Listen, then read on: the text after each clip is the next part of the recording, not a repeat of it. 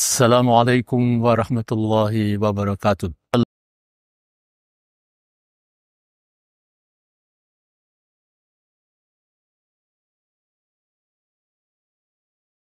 Alhamdulillah.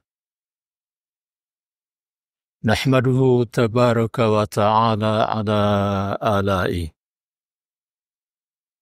Wa nashkuruhu azza wa jalla ala na'ma'i. Wa nashhadu an la ilaha illallah wahdahu la sharika lah. Lahul hukmu fi ardihi was sama'i.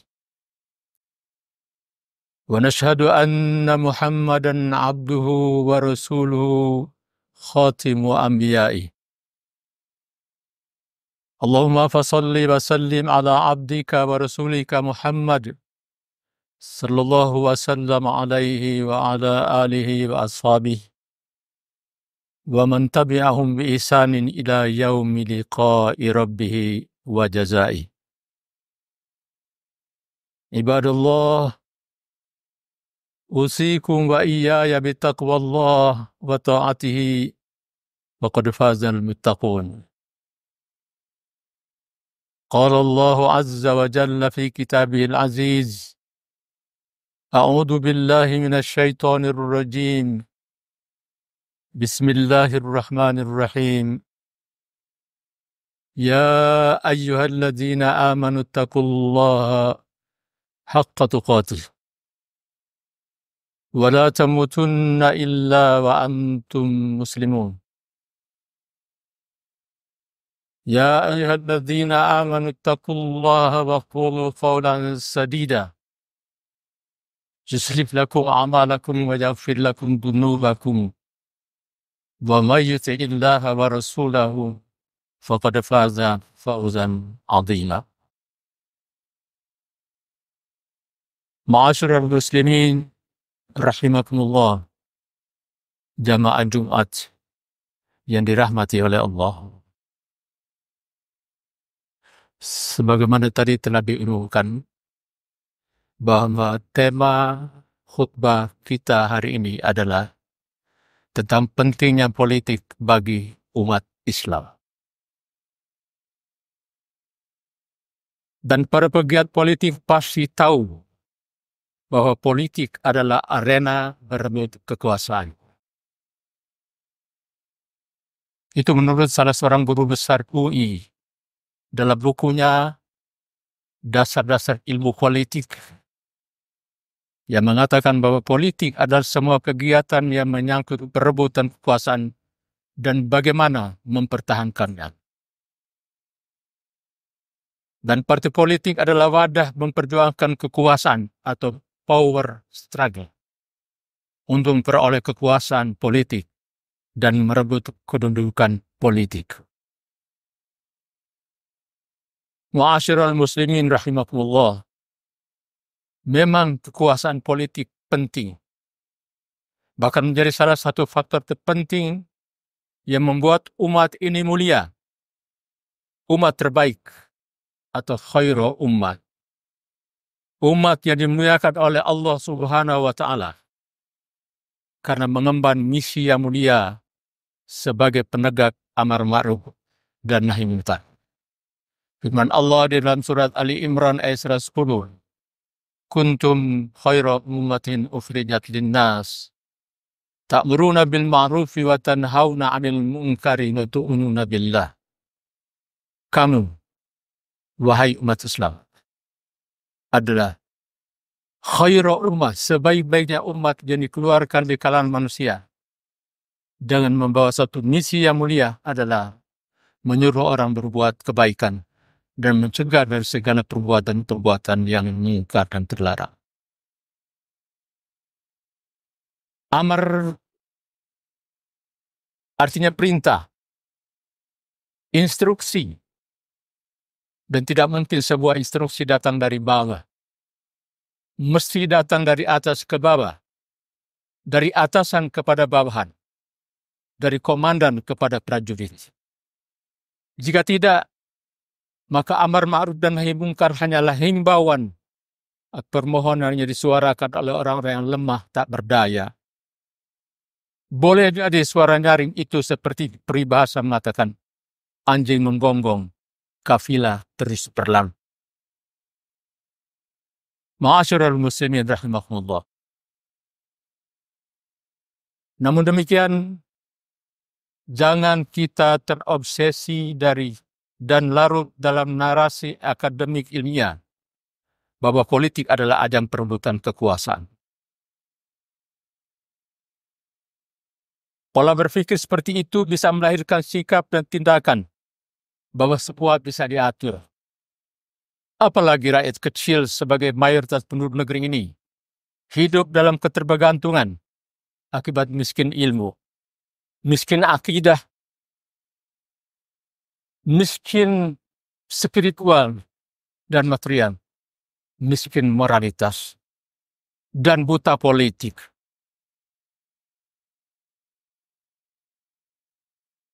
Maka cukup dan beberapa lembar recehan disertai janji-janji manis, mereka dan mudah terkesima oleh retorika.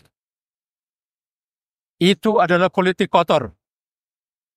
Politik yang tidak mengenal nilai-nilai luhur moralitas.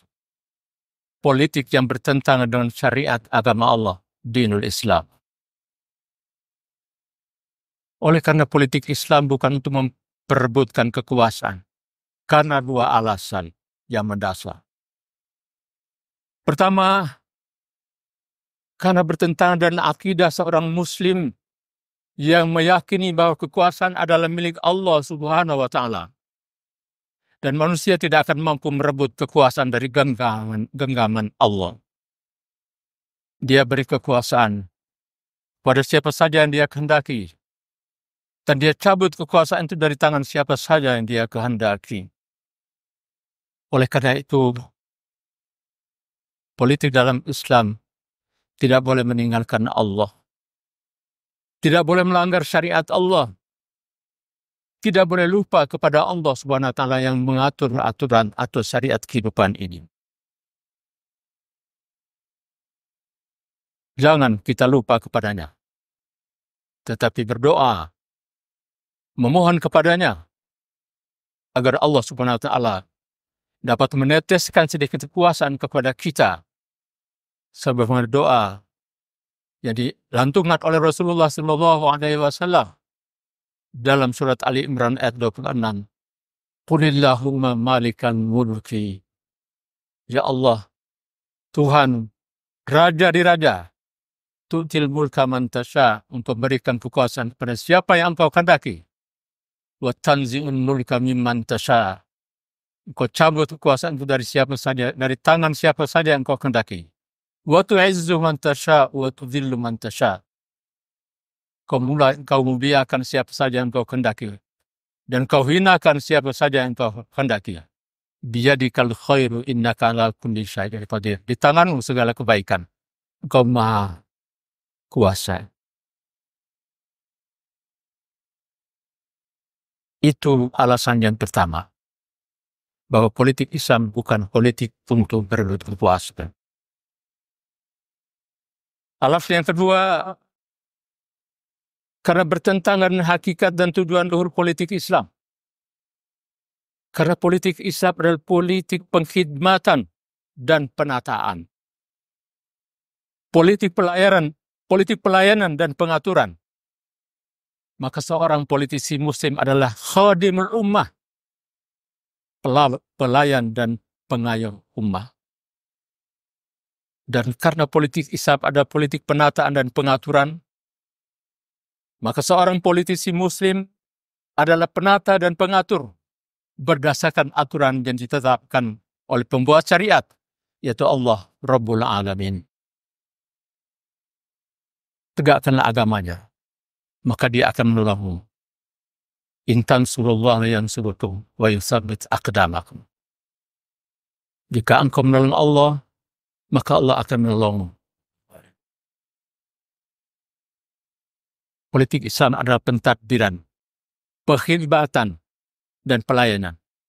Tentang bagaimana menata dan mengatur maslahat hidup manusia menurut ketentuan syariat Allah untuk mewujudkan keadilan dan kesejahteraan bagi seluruh umat manusia. Abdul Wahab Al-Khalaf dalam bukunya Siasa Asy-Syari'iyah. Siasa syariah artinya politik Islam. Mendefinisikan dengan singkat. Hiya tadbiru masalihil ibadi ala wafqi syar'. Siasa syariah atau politik Islam itu adalah bagaimana cara menata, mengatur kehidupan manusia ini berdasarkan ketentuan syariat Allah. Ma'asyiral muslimin rahimakumullah. Mengatur dan menata kehidupan ini dengan baik membutuhkan kepemimpinan yang baik. Maka disinilah pentingnya menghadirkan pemimpin yang baik. Yang pemimpin yang punya tangan kekuasaan untuk mengatur dan menata kehidupan ini dengan baik. Sesuai dengan kehendak syariat. Bahwa keadilan harus ditegakkan tanpa pandang bulu. Hukum tidak boleh menjadi milik para pemegang kekuasaan. Dan bahwa kesejahteraan yang dicapai harus mencakup dua dimensi. Kesejahteraan duniawi dan ukhrawi. Kesejahteraan lahir dan batin. Atas dasar itu, umat Islam mempunyai kewajiban untuk memilih pemimpin yang terbaik. Kewajiban ini berdasarkan perintah Rasulullah SAW, sebagaimana hadis dari Abdullah bin Amr bin As, anna Rasulullah SAW qala, bahwasanya Rasulullah SAW bersabda, la yahillu li salasatin yakununa fi bifalatin al-ardi illa ammaru alaihim ahadahu. Tidak halal, tidak boleh tiga orang yang dalam perjalanan di suatu negeri, di suatu tempat, melainkan mereka harus mengangkat seorang menjadi pemimpin mereka. Hadis riwayat Imam Ahmad. Itu juga dari Abu Sa'id Al-Khudri. Qala Rasulullah sallallahu alaihi wasallam, "Idza kuntum salasatan fi safarin, falya ummukum ahadukum." Kata Rasulullah, bila kamu bertiga dalam perjalanan, maka hendaklah seorang di antara kamu menjadi pemimpin. Hadis riwayat Ibn Hibban. Ammaru alaihim ahadahum, kata Ammaru, kita kenal dengan Amir, dan Umar bin Khattab adalah Amirul Mukminin, pemimpin orang-orang beriman. Dan kata ya ummukum ahadukum, seorang menjadi pemimpin kamu, kita kenal dan imam dalam sholat. Kedua hadis ini menunjukkan bahwa kedudukan seorang pemimpin dalam Islam adalah perkara besar. Hadis ini menunjukkan bahwa kehadiran seorang pemimpin di tengah kehidupan umat sangat penting.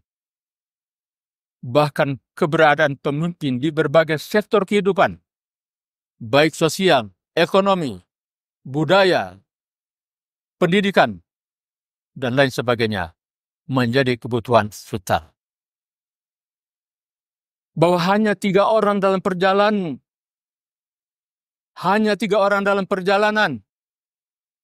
kita diperintahkan untuk mengangkat seorang pemimpin. Apalagi dalam berbagai sektor kehidupan yang lebih luas, termasuk kehidupan berbangsa dan bernegara. Maka umat Islam berkewajiban untuk mendidik, mencetak, dan melahirkan kader-kader pemimpin yang berjiwa siasa syariah atau politisi Islam. Ma'asyiral muslimin rahimakumullah.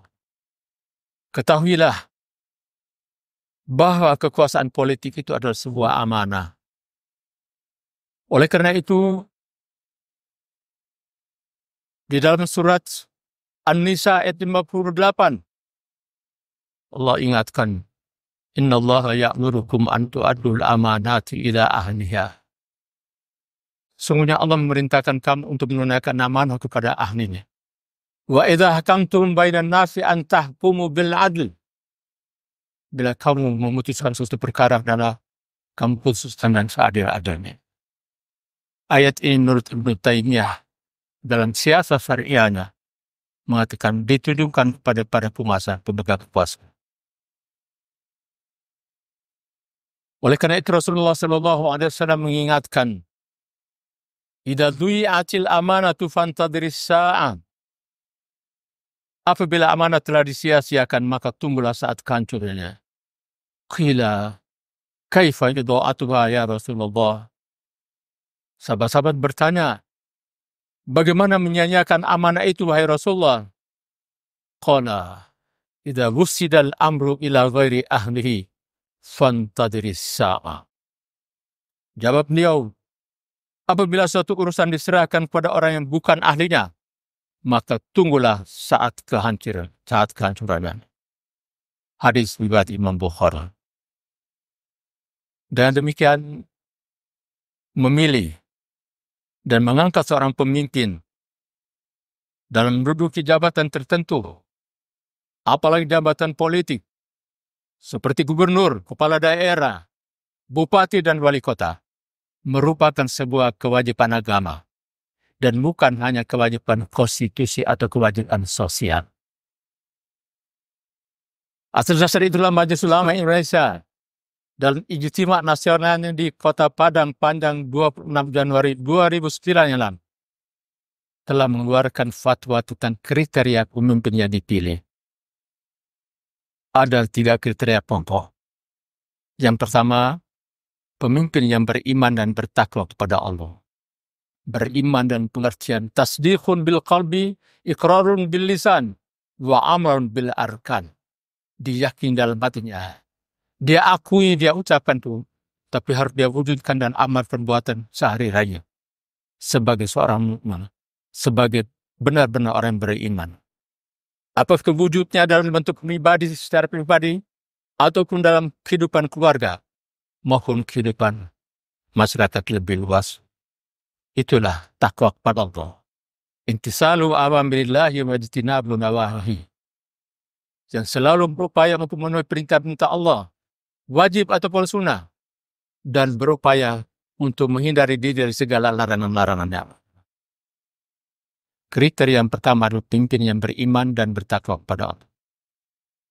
Kriteria yang kedua adalah pemimpin yang memiliki 4 sifat yang dimiliki oleh para rasul utusan Allah.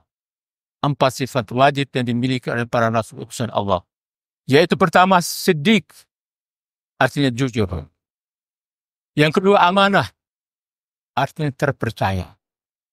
Yang ketiga, tabligh, artinya aktif dan aspiratif, mau mendengar suara dari bawah. Dan yang keempat adalah fatonah, artinya cerdas dan berkemampuan tinggi.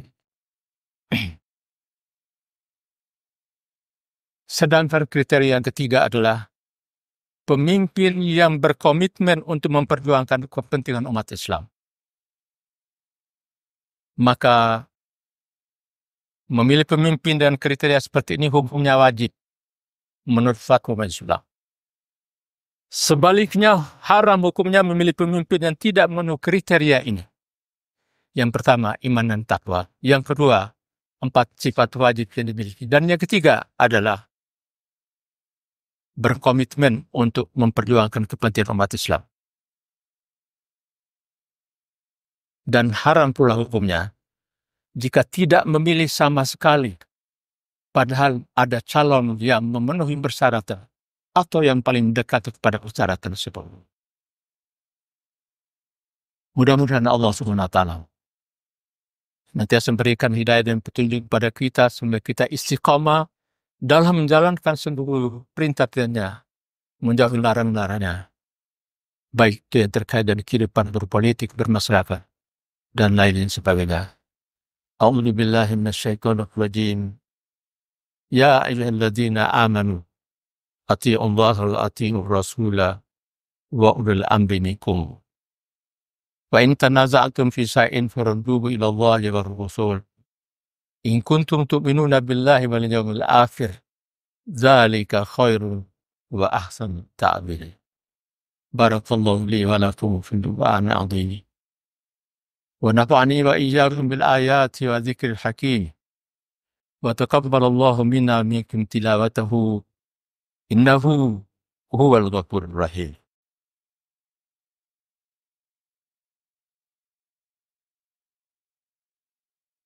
الحمد لله وأشهد أن لا إله إلا الله وأشهد أن محمد رسول الله. اللهم صل على محمد وعلى آل محمد كما صليت على إبراهيم وعلى آل إبراهيم في العالمين إنك حميد مجيد. وبارك على محمد وعلى آل محمد كما باركت على إبراهيم وعلى آل إبراهيم في العالمين إنك حميد مجيد. قال الله عز وجل في كتابه العزيز: أعوذ بالله من الشيطان الرجيم. إن الله وملائكته يصلون على النبي يا أيها الذين آمنوا صلوا عليه وسلموا تسليما. وقال عليه الصلاة والسلام: من صلى علي مرة صلى الله عليه بها عشرة. معاشر المسلمين rahmatullah, di khutbah yang kedua marilah kita tumbuhkan, khusyukkan hati kita, memohon hidayah dan petunjuk dari Allah SWT. Semoga kita senantiasa diampuni dosa-dosa kita, kedua orang tua kita dan saudara kita kaum muslim, dan semoga Allah menjadikan pemimpin bangsa ini pemimpin bangsa yang politisi Islam yang benar-benar menjalankan seluruh kewajiban-kewajiban sebagai seorang muslim. Allahumma salli wa sallim ala abdika wa rasulika Muhammad. Wardallahumma anil arba'atil khulafa Abi Bakrin wa Umar wa Uthman wa Ali wa abhaqiyati ashabi nabiyika ajma'in. Wa anil tabi'ina wa tabi'ahum bi ihsanin ila yaumiddin. Allahumma a'izzal Islam wal muslimin. اللهم أعز الإسلام والمسلمين وأذل الشرك والمشركين ودمر أعداءك وأعداء الدين. اللهم انصر المسلمين في كل مكان. اللهم انصر المسلمين المجاهدين في فلسطين. ربنا لا تزغ قلوبنا بعد إذ هديتنا وهب لنا من لدنك رحمة إنك أنت الوهاب. ربنا هب لنا من أزواجنا وذرياتنا قرة أعين واجعلنا للمتقين إماما. اللهم أصلح لنا ديننا الذي هو عصمة أمرنا. Ya Allah, perbaikilah urusan agama kami, karena itu yang mencegah kami dari perbuatan yang terlarang. Allahumma aslih lana dunyana allati fiha ma'ashuna. Ya Allah, perbaikilah urusan dunia kami, karena itu sebagai jembatan untuk kami mengabdikan diri kepadamu. Allahumma aslih lana ashuratana allati ilaiha ma'aduna. Perbaikilah urusan akhirat kami, karena di sana tempat kami kembali kepadamu. Allahumma ighfir lil muslimina wal muslimat wal mu'minina wal mu'minat al ahya'i minhum wal amwat. Allahumma ighfir lana wa liwalidina warhamhuma kama rabbayana shighara. ولإخواننا الذين سبقونا بالإيمان ولا تجعل في قلوبنا غلا للذين آمنوا ربنا إنك رؤوف رحيم.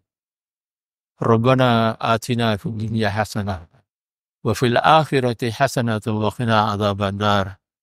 عباد الله، إن الله يأمر بالعدل والإحسان وإيتاء ذي القربى وينهى عن الفحشاء والمنكر ولذكر الله أكبر. أقم الصلاة.